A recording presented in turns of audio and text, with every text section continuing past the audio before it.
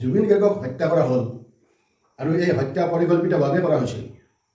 যোৱা লকডাউনৰ আগতেই ইয়াৰ পৰিকল্পনা কৰিছিল। এই কথা সন্মানীয় অসমৰ মুখ্যমন্ত্ৰীগৰাকীৰ মুখেৰে প্ৰকাশ পাইছিল। এতিয়া তেওঁলোকৰ ওপৰত চাৰ্জশ্বিট দাখিল কৰিব আৰু সেই চাৰ্জশ্বিট মতে আদালতত কেছটো উঠিব, বিচাৰ হ'ব। বিচাৰ হৈ আদালতে আইন অনুযায়ী তেওঁলোকৰ শাস্তি নিৰূপণ কৰিব।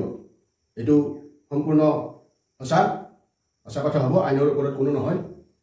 যিজন জুবিন গাৰ্গ অসমবাসীৰ স্পন্দন, অসমবাসীৰ হিয়াৰ আমঠু, তেনেকুৱা এগৰাকী জুবিন গাৰ্গ আমাৰ অসমবাসীৰ সম্পদ আছিল।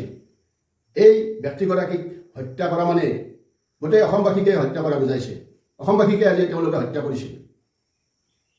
গতিকে আদালতে হয়তো তেওঁলোকক চূড়ান্ত শাস্তিৰে দণ্ডিত কৰিব, মৃত্যুদণ্ড দিব।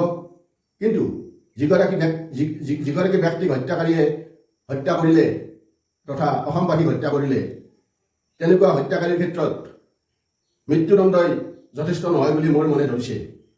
তেওঁলোকৰ ক্ষেত্ৰত তাতকৈও বেছি ভয়াৱহ কিবা দণ্ড নিৰূপণ কৰিব পৰা যায় নেকি?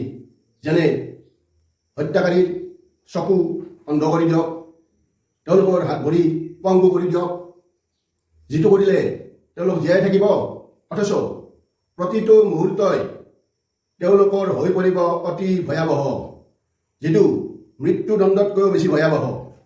এই ক্ষেত্ৰত আপোনাৰ মতামত কি জনাবচোন।